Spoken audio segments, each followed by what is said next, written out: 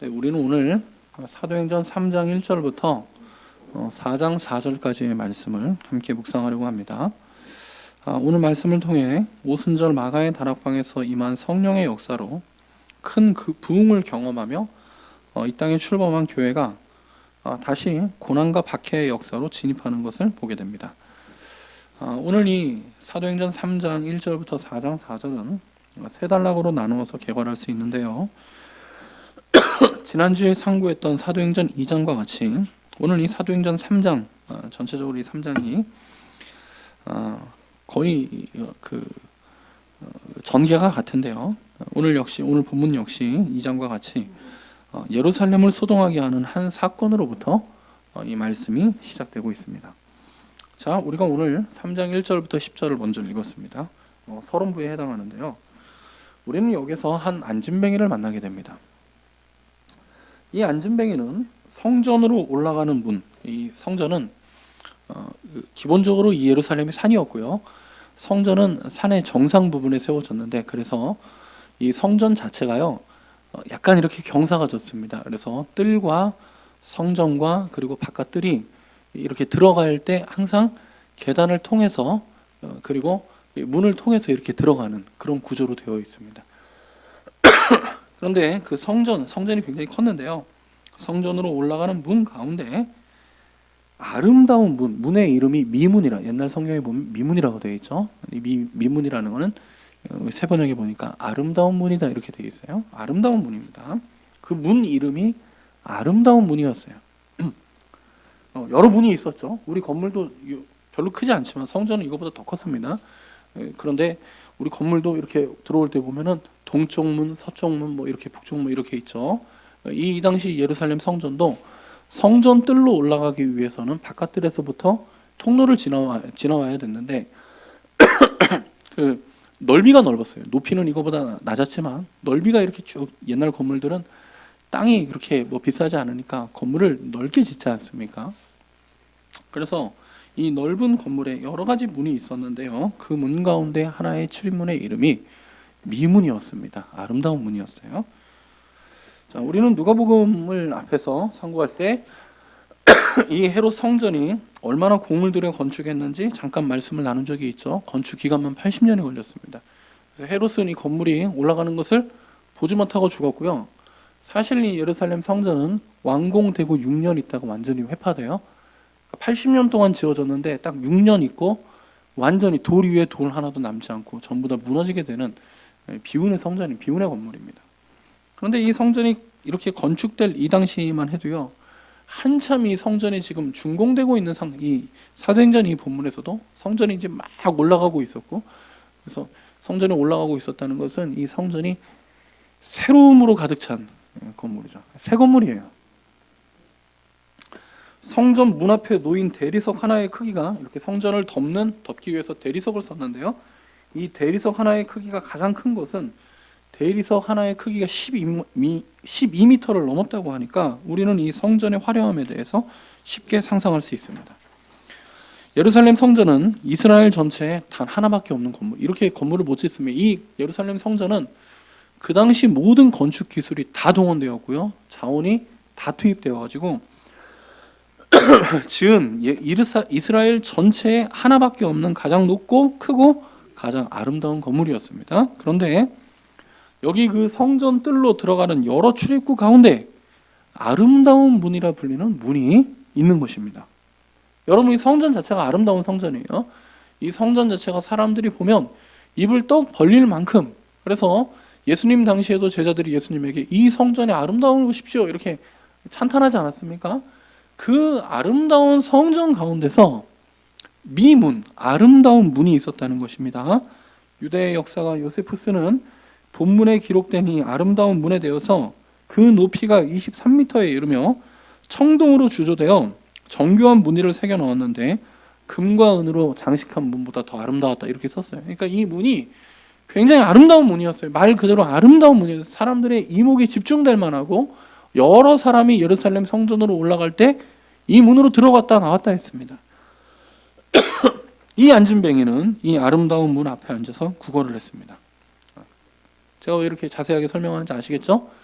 구걸하기에 좋은 장소라는 거예요. 이거보다 더 좋은 장소는 없어요. 사람들이 많이 지나다니고요. 사람들이 지나다니되 이 사람들이 지금 뭐 하러 왔습니까? 하나님 앞에 예배하기 위해서 왔죠. 예배하기 위해 왔는데 유대인이었던 한 안진뱅이가 성전 문 앞에 앉아가지고 쪼그리고 앉아서 구걸하고 있습니다. 줘야 돼요. 나누어 줘야 됩니다. 유대인들이 아주 좋은 자리예요. 10절을 보십시오. 이 안진뱅이가 일어났을 때 성전에 있던 많은 사람들이 그를 알아보았다 그랬어요. 무슨 말이에요? 지나다니면서 봤다는 거예요. 예루살렘 성전 안에 있던 사람들이 이 안진뱅이를 다 알고 있었습니다. 이 자리는 좋은 자리예요. 사람들에게 드러나는 자리이고 이목이 집중되는, 왜냐하면 크고 화려한 문이 있었으니까. 이 문은 많은 사람들이 이용했던 유명하고도 중요한 교회 성전의 출입구였음이 분명합니다. 그런데 2절을 보니까 어떤 사람들이 이 사람을 매일 이 장소에 데려다 주었다. 이 안진뱅이는 어쩌다 하루 이 아름다운 문에 앉아서 구걸했던 것이 아니라 날마다 이 장소에 가서 앉아서 구걸할 수 있었습니다.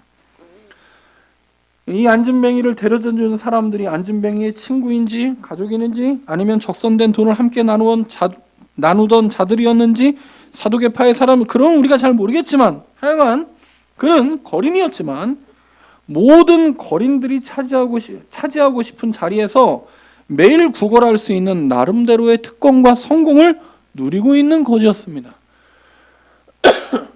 거지 중에는 최고의 거지였어요. 가장 좋은 자리. 이스라엘에 이거보다 더 사람들이 적선을 많이 하는 그런 자리는 없습니다. 그 자리를 매일 차고 앉아서 구걸하고 있었어요. 여러분 이 안진뱅이의 마음을 아시겠습니까? 평생 한 번도 걸어보진 못했어요. 평생 한 번도 걸어보지 못했다는 것은 이 안진뱅이에게 더 이상 일어날 소망이 없었다는 걸 뜻합니다. 이 안진뱅이는 일어나고자 하지 않았습니다. 그 소망은 그냥 평생 한 번도 일어나보지 못해. 나면서부터 안진뱅이였어요. 그 누구도 이 안진뱅이에게 일어나 걸으라고 말하지 못했습니다. 자기도 일어나 걸을 생각이 없어요. 이 자리만 지키면 되는 거예요. 그래도 나름 괜찮아요. 많은 사람들이 오가면서 자기 불쌍하다고 많은 돈을 던져주었습니다. 나름대로의 성공을 이룬 것이죠. 그러나 베드로와 요한은 이 안진뱅이의 성공을 안타깝게 여기고 있습니다. 이유가 뭐죠? 이 안진뱅이는 성전 문 앞에 있었어요. 한 걸음만 더 들어가면 성전입니다. 성전으로 못 들어가요. 왜 못 들어가죠? 구약의 율법에 보면은 성전으로 들어가는 사람은 전염병이 있거나 혹은 눈에 이렇게 띌 정도로 장애가 있는 사람은 성전으로 들어가지 못하게 했습니다. 못 들어갔어요. 매일 성전 문 앞까지만 나왔어요. 그의 귀에는 성전에서 하나님을 찬양하는 하나님의 백성들의 소리가 들립니다. 그도 유대인이었어요. 그도 아브라함의 자손이었습니다. 그도 시편의 말씀을 듣고 있었어요. 그런데 성전으로 들어가 보진 못했습니다. 하나님 앞에 제사하는 걸 한 번도 참여해 보지 못했고 직접 눈으로 본 적, 항상 그 미문이라는 문 앞까지만, 자기의 적선 자리까지, 자기가 구걸하는 그 구걸 장소에까지만 이 사람은 왔고요. 성전으로 올라가지 못했습니다. 베드로와 요한이 이를 주목하여 보았습니다. 그리고 뭐라고 했습니까? 우리를 보라. 무엇을 얻을까 하여 그들을 본즉 베드로가 뭐라고 합니까? 은과 금은 내게 없거니와 내게 있는 것을 그대에게 주노니 나사렛 예수 그리스도 이름으로 일어나 걸으시오. 금과 은이 아니라 은과 금이에요. 이 점점 비유가 커지는 거예요. 금보다 은보다 금이 더 귀하죠. 그러니까 가치가 없는 것부터 가치가 점점 큰 거를 베드로가 배우라고 했어요. 은도 없고 금도 없어요. 여러분, 우리가 은이 없어도요, 금이 있으면 걱정이 없습니다. 그렇지 않습니까? 나는 은이 없어요. 금이 있대요. 10,000원짜리가 없는, 나는 5만원짜리가 많으면 10,000원짜리가 없어도 걱정이 없는 거예요. 5만원짜리가 많대요. 그거예요. 은과 금은 내게 없으나, 은이 없어도 금이 있으면 걱정이 없죠. 이게 없는데 그 다음 게 뭐죠? 나사렛 예수의 이름으로 내게 주노니. 베드로와 요한은 그를 하나님의 성전으로 초대하고 있습니다. 나사렛 예수의 이름으로 일어나 걸으라 할 때 이 사람이 어떻게 됐죠? 일어났어요. 벌떡 일어나서 걸었죠. 걷기도 하고 뛰기도 하면 어떻게 했어요? 하나님을 찬양하면서 8절에 그들과 함께 성전으로 들어갔습니다. 이게 핵심이에요.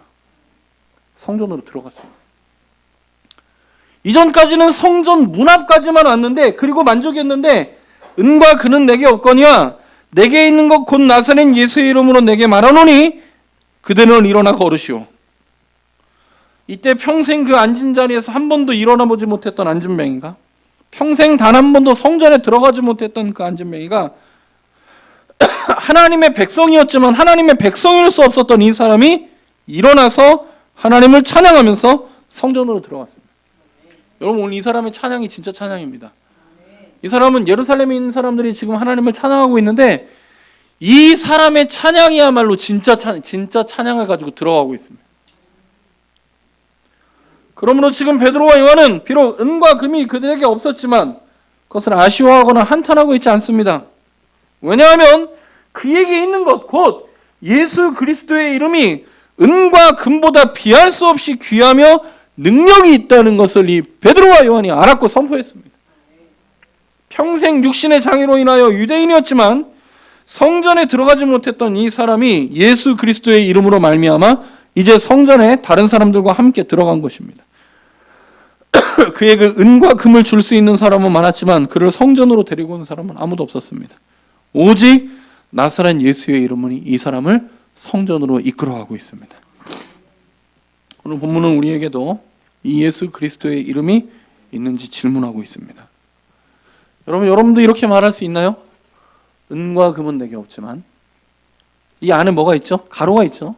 은과 금은 내게 있지만 괜찮다, 난 아무 걱정이 없다. 왜냐하면 그리스도 예수의 이름이 내게 있기 때문입니다. 토마스 아퀴나스가 교황 인토켄티우스 2세를 만났을 때 마침 교회가 거두어들인 많은 헌금을 교황이 계수하고 있었다 합니다. 교황은 혼자서는 다 셀 수 없어서 많은 사제들이 함께 회계 정리를 하고 있는 이 광경을 뿌듯해하면서 이보게 아퀴나스, 이제 교회는 금과 음이 내게 없지만 이라고 말할 필요가 없어졌네 라고 말했습니다. 이때 아퀴나스는 이제 우리는 은과 금이 내게 없지만 이라고 말할 필요가 없게 되었지만 그러나 나사렛 예수의 이름으로 일어나 걸으라 말할 수 있는 능력도 잃어버렸습니다. 이렇게 말했습니다. 사랑하는 지체 여러분, 은과 금은 우리에게도 필요합니다. 우리도 음식이 필요하죠. 우리에게도 의복과 안락한 집이 있어야 합니다. 그러나 교회가 그것으로 세워지는 건 아닙니다. 교회는 나사렛 예수의 이름으로 세워집니다. 오늘 우리 교회에도, 오늘 이 신앙 공동체에도 저와 여러분이 섬기는 이 공동체도 은과 금은 없을지라도 나사렛 예수의 이름을 우리가 가졌다, 선언할 수 있는 믿음이 우리에게 있기를 원합니다. 여러분, 우리가 세상을 향해서 내게 은과 금이 많으니까 우리에게 오면 내가 은과 금을 주겠다 이렇게 말하지 않고, 이렇게 말할 수 없어도 나사렛 예수의 이름이 있으니까 일어나 걸으십시오. 일어나 저 성전으로 올라가십시오. 일어나 하나님을 찬양하십시오. 이렇게 말할 수 있는 믿음의 백성들 될 수 있기를 바랍니다. 누가는 오늘 본문에서 그리스도께서 승천하신 이후 교회가 어떤 능력으로 세워졌는지 보여주고 있습니다. 여러분, 누가복음 전체의 주제가 이거예요. 어떻게 이 교회가 세워지는 거예요? 그리스도께서 승천하신 다음에 고아와 같이 버려진 걸로 보이는 이 제자들로, 몇몇 제자들로 말미암아, 이 갈릴리 어부들로 말미암아 어떻게 하나님께서 기뻐하시는 거룩하고 참된 교회가 세워지는지를 보여줍니다. 은과 금으로 세워진 것이 아니라 나사렛 예수의 이름으로, 나사렛 예수의 이름의 능력으로 세워졌습니다. 예수 그리스도의 이름으로 교회가 세워진다는 이 진리는 병든 자가 치유된 것으로 교회가 세워진다는 거짓 진리로 바꾸어서는 안 됩니다. 그렇게 되면 안 돼요. 누가는 오늘 이 예수 그리스도의 이름이 단지 아픈 사람을 치료하는 데 국한되지 않도록 여기에 대한 추가적인 설명을 바로 덧붙입니다. 베드로의 설교죠. 먼저 3장 11절부터 16절을 읽겠습니다. 읽습니다. 시작. 그 사람이 베드로와 요한 곁에 머물러 있는데 놀라서 솔로몬 행각이라고 하는 곳으로 달려와서 모여들었다. 베드로가 그 사람들을 보고 그들에게 말하였다. 이스라엘 동포 여러분, 어찌하여 이 일을 이상하게 여깁니까? 또 어찌하여 여러분은 우리가 경건으로 이 사람을 걷게 하거나 한 것처럼 우리를 바라봅니까? 아브라함과 하나님, 이삭의 하나님과 야곱의 하나님, 곧 우리 조상의 하나님께서 자기의 종 예수를 영광스럽게 하셨습니다. 여러분이 일찍이 그를 넘겨주었고 놓아주기로 작정하였을 때도 여러분은 빌라도 앞에서 그것을 거부하였습니다. 여러분은 그 거룩하고 의로우신 분을 거절하고 살인마를 놓아달라고 청하였습니다. 그래서 여러분은 생명의 근원이 되는 주님을 죽였습니다. 그러나 하나님께서는 그를 죽은 사람들 가운데서 살리셨습니다. 우리는 이 일의 증인입니다. 그런데 바로 이 예수의 이름이 여러분이 지금 보고 있고 잘 알고 있는 이 사람을 낫게 하였으니 이것은 그의 이름을 믿는 믿음을 힘입어서 된 것입니다. 그 믿음이 이 사람을 여러분 앞에서 이렇게 완전히 성하게 한 것입니다. 아멘. 자, 이제 누가는 그리스도의 예수의 이름의 능력으로 말미암아 교회가 세워진다 하는 것에 대해서 보다 자세히 설명합니다. 11절부터 26절은 이 3장 끝부분까지는 베드로의 설교를 기록하고 이 일에 대한 해설이죠. 이 일로 말미암아 우리가 이제 무엇을 볼 것인가 하는 것을 가르쳐 주는데요. 우리는 여기서 3장과 2장이 아주 비슷한 흐름으로 전개되고 있음을 발견합니다. 자, 2장에서도요. 먼저 사람들이 주목할 만한 사건이 예루살렘에 일어나죠. 방언이라는 하나의 역사가 일어났습니다. 사람들이 모여들었죠. 그때 베드로가 이 방언이 그리스도 예수, 하늘로 올라가신 그리스도 예수로 말미암아 내려온 것이 이렇게 설교하죠. 그래서 그리스도 예수에 대한 설교를 하고 회개하고 죄사함을 받아라 이렇게 말하지 않습니까? 이 3장도 똑같습니다. 사람들이 이렇게 모여들었습니다. 도대체 이 일이 무슨 일인가 하고 보고 있었습니다. 이때 베드로가 설교를 시작합니다. 오늘 3장에서도 베드로는 가장 먼저 과연 지금 이 일이 어떻게 일어났는지 이 일에 대한 설명을 합니다. 16절에 기록된 것처럼요. 이 놀라운 일은 바로 예루살렘 시민이 얼마 전에 붙잡아 죽였던 십자가에 못 박아 죽이라고 그렇게 소리질렀던 그리스도 예수의 이름으로 이 일이 일어난 것이다 이렇게 말해요. 우리의 경건과 우리의 능력으로 된 것이 아니라 이 일이 지금 당신들이 지금 이렇게 놀라고 있는데 이게 평생을 성전 문 앞에만 앉아가지고 구걸하던 사람이 성전에 들어올 수 없는 사람이 들어와가지고 찬양하는 걸 보고 놀라고 있는데 이 일이 어떻게 된 것이냐 하면 우리가 대단한 능력이 있고 우리가 경건하고 그래서 된 것이 아니라 당신들이 십자가에 못 박여 죽인 예수 그리스도의 이름으로 이 일이 된 것이다.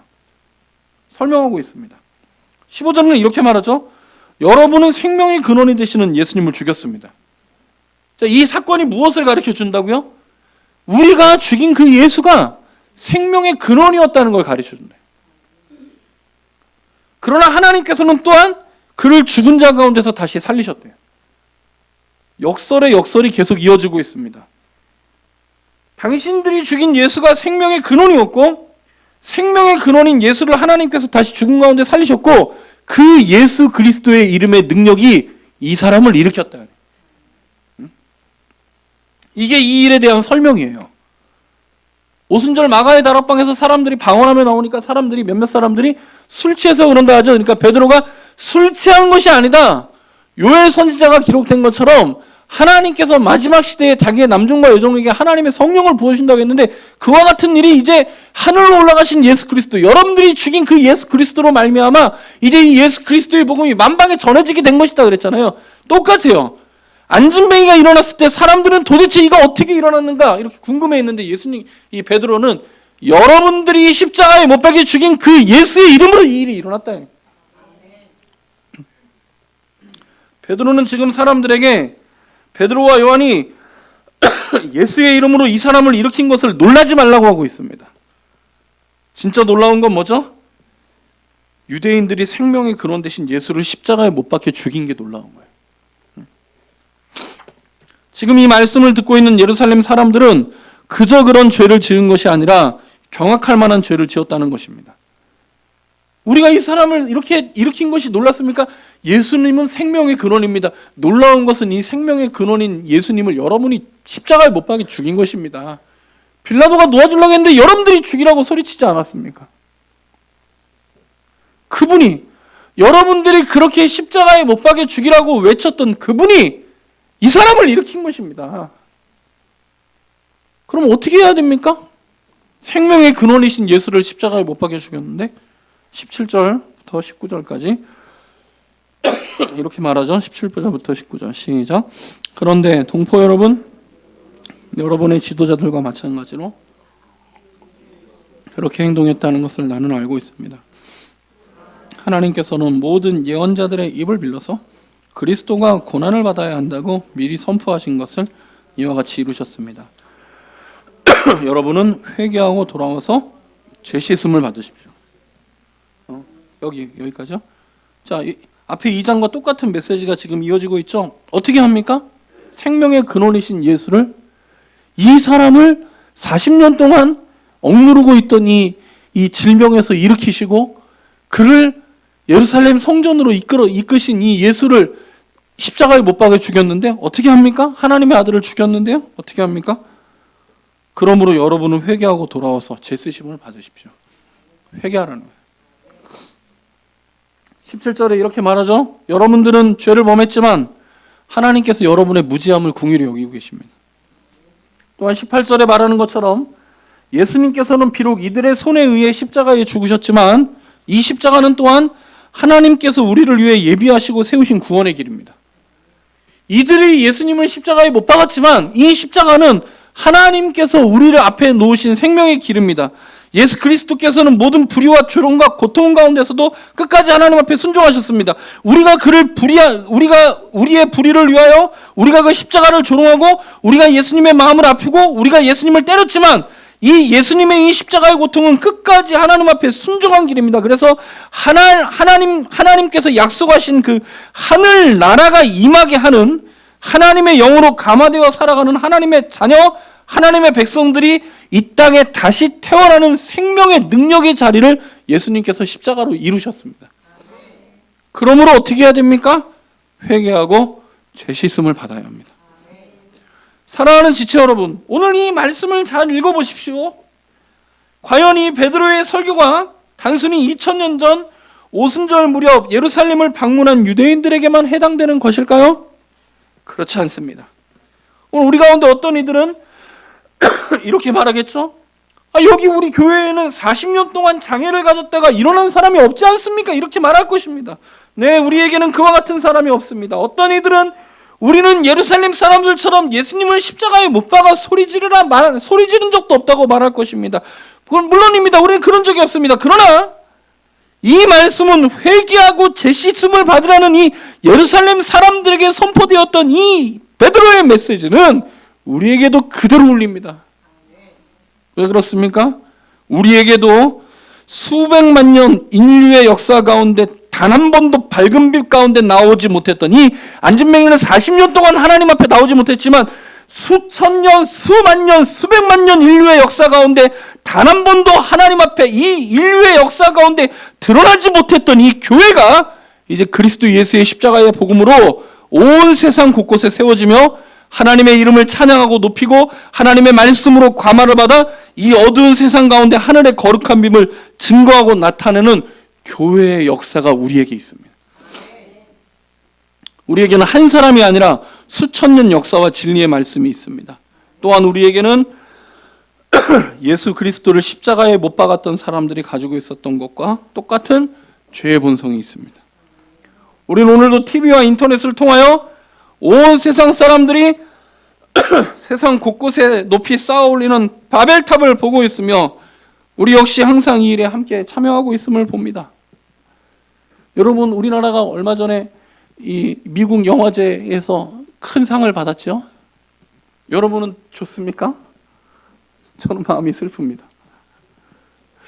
저는 제가 영화를 많이 보지는 못하지만 이런 사람들이 좋아하는 영화들을 보면은 야, 이게 바벨탑이구나 이렇게 느껴질 때가 많습니다. 그것이 과연 우리의 영혼에 무엇이 유익할까? 우리는 하나님께서 이루신 일과 하나님에 대해 등을 돌리고 귀를 막고 눈을 가리고 사는 우리의 삶을 가지고 살아가고 있습니다. 어찌해야 합니까? 회개하고 죄 씻음을 받아야 합니다. 이 회개하고 죄 씻음을 받으라는 이 베드로의 선포는 인류의 역사 전체를 꿰뚫는 모든 사람을 향한 복음의 메시지입니다. 유일한 길이에요. 회개하고 죄 씻음을 받으라. 사랑하는 지체 여러분, 오늘 그리스도 예수를 통하여 우리에게 하나님께서 하시는 이 말씀을 경홀히 여기지 마십시오. 제가 여러분들에게 간절히 부탁하노니 회개하고 죄 씻음을 받으라. 이 악한 세대에서 구원을 받으라는 이 베드로의 메시지를 여러분들을 기억하십시오. 예수 그리스도를 통한 부르심 이후에는 오직 두 가지 길만 있습니다. 20절부터 23절 볼까요? 같이 읽죠. 20절부터 23절 시작. 그러면 주님께로부터 보시며 주님께서는 여러분을 위하여 보내실 것입니다. 이 예수는 영원 전부터 하나님이 자기의 거룩한 예언자들의 입을 빌려서 말씀하신 대로 마땅히 하늘에 계실 것입니다. 모세는 말하기를 주 하나님께서 나를 세우신 것 같이 너희를 위하여 너희 동족 가운데 한 예언자를 세워주실 것이다. 그가 너희에게 하는 말은 무엇이든지 다 들어라. 누구든지 그 예언자의 말을 듣지 않는 사람은 백성 가운데서 망하여 없어질 것이다. 자, 20절과 21절은 십자가의 복음 앞에 회개하면 주님께로부터 편히 쉴 때가 올 것이다 가르쳐주고 있습니다. 여러분들이 회개하고 죄사함을 받으면 하나님께서 우리를 위하여 이 땅에 우리의 왕 예수 그리스도를 다시 보내주시는 것을 보게 될 것입니다. 그가 무엇을 하십니까? 이 예수는 예언자들의 입을 빌어서 말씀하신 대로 만물을 회복하실 때까지 만물을 회복하십니다. 이 땅에 오셔서. 지체 여러분, 그리스도께서 이 땅에 다시 오실 때 우리가 새로워집니다. 우리의 몸이 새로워지고요. 우리가 살아가는 문화가 새로워지고 심지어 우주의 질서까지도 새로워지는 그야말로 새 하늘과 새 땅이 우리 앞에 펼쳐지게 되는 것을 여러분이 보게 될 것입니다. 우리가 먹고 마시는 음식뿐만이 아니라 우리가 듣고 즐기는 음악, 예술, 우리가 사는 집, 우리가 만들어가는 서로 간의 관계까지 완전히 새로워질 것입니다. 만물을 회복하신다. 만물을 새롭게 하십니다. 다 새로워집니다. 그러나 가장 큰 새로움은 이 모든 새로움의 근원에 있으니 곧 오늘 본문에 기록된 것처럼 베일에 쌓여 있는 저 하늘 세계가 지금 하늘에 계신 예수 그리스도께서 이 하늘 세계를 우리에게 여시는 것입니다. 우리의 삶과 우리의 삶의 모든 형편에 하늘 세계가 완전히 열려지게 되고 충만하게 임하여 온 우주가 천사들은 물론이며 성령 하나님과 더불어 거하는 하늘 세계로 변하는 것입니다. 이것이 만물이 새롭게 예수 그리스도 앞에 여러분들이 회개하고 죄사함을 받으면 그리스도께서 우리에게 이와 같은 날을 하나님께서 우리에게 이와 같은 날을 그리스도로 말미암아 임하게 하시는 것입니다. 그러나 거절하면 어떻습니까? 선지자들이 예언한 것처럼 망하여 없어질 것입니다. 앞에 베드로는 크고 두려운 날이라고 했습니다. 2장에서 베드로는 이 예수 그리스도의 이름을 부르지 않으면 크고 두려운 날이 이를 것이라고 그랬어요. 하나님의 진노와 심판의 날에 이르게 된다고 하였습니다. 우리 앞에 이 두 가지 길밖에 없습니다. 그러므로 회개하고 죄사함을 받으십시오. 24절부터 26절은 결론입니다. 같이 읽죠. 시작. 그리고 사무엘을 비롯하여 이어서 예언한 모든 선지자도 다 이날에 있을 일을 알려주었습니다. 여러분은 예언자의 자손이며 하나님께서 여러분의 조상들과 맺은 언약의 자손입니다. 하나님께서 아브라함에게 너의 자손으로 말미암아 땅 위의 모든 족속이 복을 받을 것이다 하고 말씀하셨습니다. 하나님께서 여러분 한 사람 한 사람을 악에서 돌아서게 하셔서 여러분에게 복을 내려주시려고 먼저 자기의 종을 일으켜 세우시고 그를 여러분에게 보내셨습니다. 자, 이 설교의 마지막 부분 역시 앞장에서 전해진 메시지, 곧 온 세계를 위한 복음의 메시지가 다시 한번 반복되는데요. 25절에 보니까 베드로는 이때 유대인들을 선지자들의 자손이라 부르고 있습니다. 지금까지 베드로가 증거하고 제가 여러분들에게 말씀드린 이 그리스도 예수의 복음, 곧 다윗의 후손으로 이 땅에 오셔서 하나님의 종으로 하나님 앞에 온전히 순종하시고 우리를 위하여 고난을 당하시고 죽으시고 그러나 하나님께서는 건축자의 버린 돌을 다시 머릿돌 삼으신 것처럼 우리의 죄를 위하여 죽으신 예수 그리스도를 다시 살리사 그로 썩지 않을 몸을 있게 하시고 부활하게 하시고 하나님의 우편에 앉으시고 장차 올 세상을 성령으로 준비시키시고 온 세상에 복음이 증거되게 하사 멀리 떨어져 있는 이방인들까지도 당신의 백성으로 세워나가시며 마지막 때의 영원한 심판주로 이 땅에 다시 오사 역사를 완성시키는 이 구원의 복음, 예수 그리스도를 향한 이 구원의 복음이 이미 모두 선지자들을 통하여 하나님께서 구약에 기록을 하신 거예요. 우리는 이 말씀에 대해서 이미 앞선 때 이 구약의 말씀들을 찾아보면서 다 말씀을 나누었습니다. 여러분 정말 놀랍지 않습니까? 예수 그리스도의 이 복음은 예수님께서는 이 땅에 어쩌다가 오셔가지고 아무 맥락 없이 이런 일도 좀 하시고 여기 이런 일 생기면 이 일을 하고 여기 저런 일 터지면 이거 수습하고 이렇게 사신 것이 아니라 베드로와 사도들이 나중에 예수님께서 승천하시고 나서 성령으로 말미암아 그들의 마음을 감동시켰을 때 보니까, 그리고 나서 예수를 보니까 예수 그리스도의 모든 삶이 모두 다 이 선지자들의 자손이었던, 예수님께서 유대인들에게 오신 이유가, 선지자들의 자손들에게 오신 이유가 이미 선지자들을 통하여 그리스도께서 이 땅에 이루신 이 모든 일들을 다 예언하시고 보이셨다는 거예요. 그러면서 유대인들에게 말하는, 여러분들이 선지자들의 자손 아닙니까? 다른 사람들은 모르는 거예요. 예수님께서 이 선지자들의 나라에 오신 이유가 무엇입니까? 유대인들은 증인이에요. 이 율법을 이미 가지고 있었어요. 선지자들의 말씀을 이미 가지고 있었어요. 예수님께서 이 선지자들의 말씀을 다 이루신 분임을 이들은 알아볼 수 있었어요. 여러분들은 선지자들의 자손 아닙니까? 왜 예수님께서 여러분에게, 여러분 한 사람 한 사람을 악에서 돌이키게 하셔서 여러분에게 복을 내려주시고, 먼저 자기의 종을 이렇게, 이 먼저가 앞으로 나와야 되는데 먼저 여러분들에게 복을 내려주셔서 그를 통하여 너의 자손으로 말미암아 땅 위의 모든 족속이 복을 얻으리라 하신 이 말씀을 하나님께서 이제 성취하실 거라는. 베드로는 설교를 마치며 지금 자신의 설교를 듣고 있는 이 선지자의 후손들, 곧 유대인들이 아주 특별한 시대를 살아가고 있음을 증거하고 있습니다. 이제 참으로 회개하는 이 예루살렘의 백성들을 통하여 하나님께서는 이제 당신께서 이 역시 약속하신 것처럼 이들을 통하여 땅의 모든 족속들이 복을 얻게 하실 거래. 여러분, 이 약속이 성취되었습니다. 이들을 통하여 땅의 모든 족속들이 이제 하나님의 성전 가운데로 올라가게 되었습니다. 우리도 그와 같은 사람들 중에 하나 아닙니까?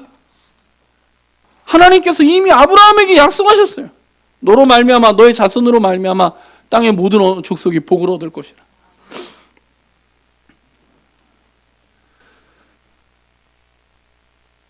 (4장 1절부터 4절) 오늘 마지막 결론 말씀 같이 읽어보겠습니다.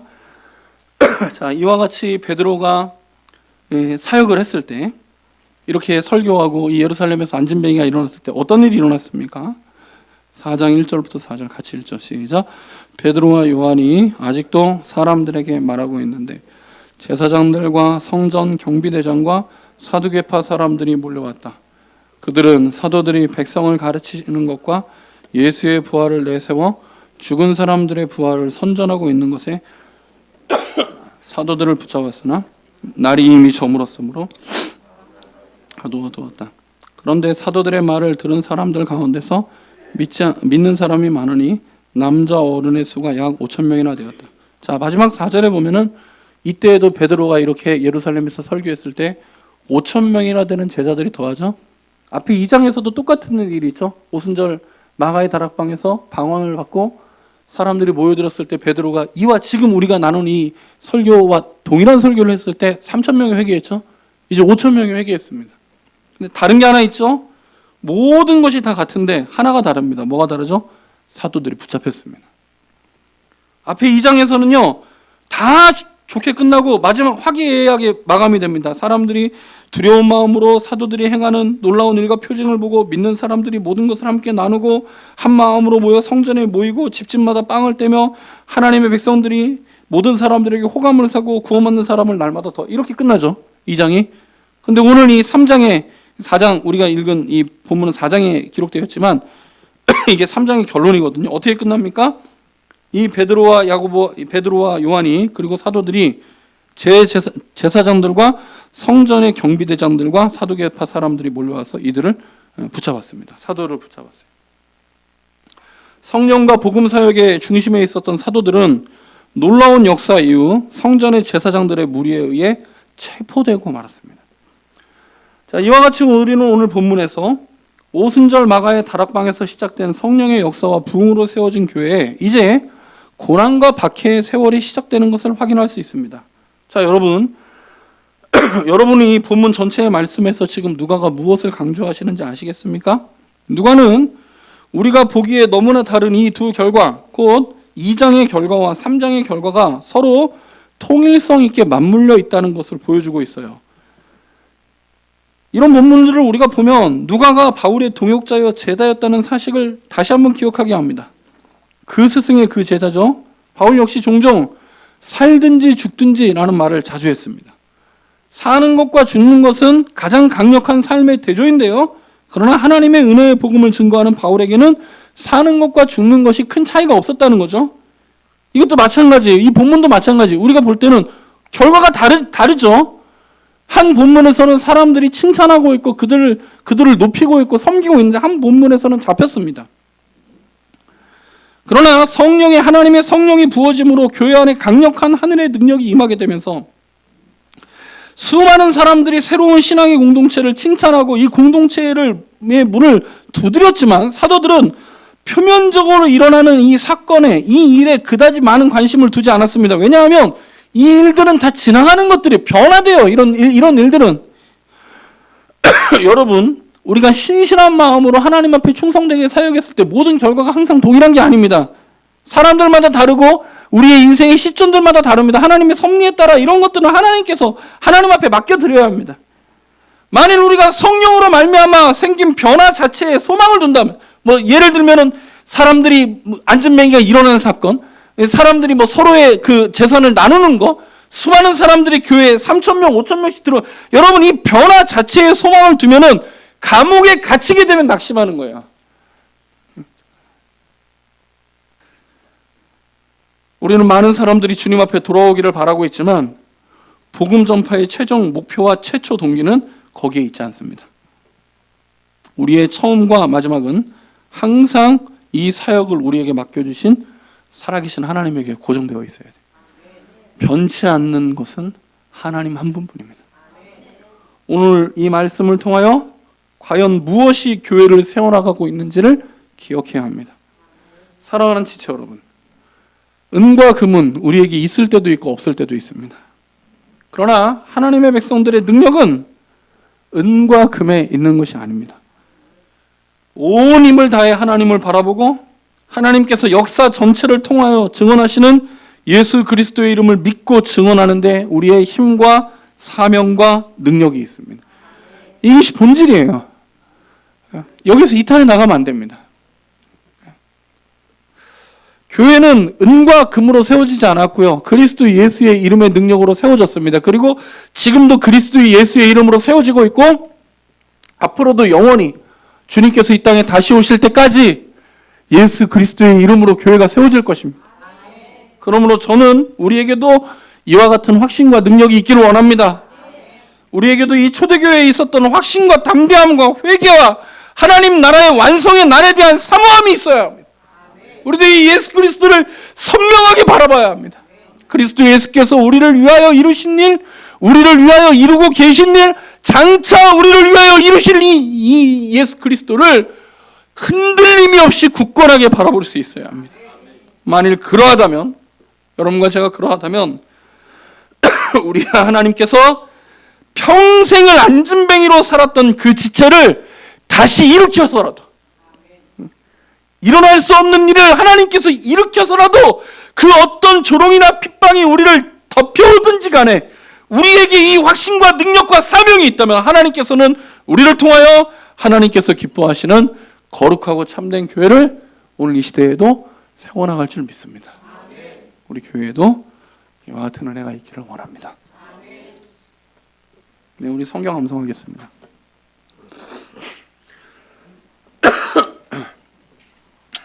오늘 2월달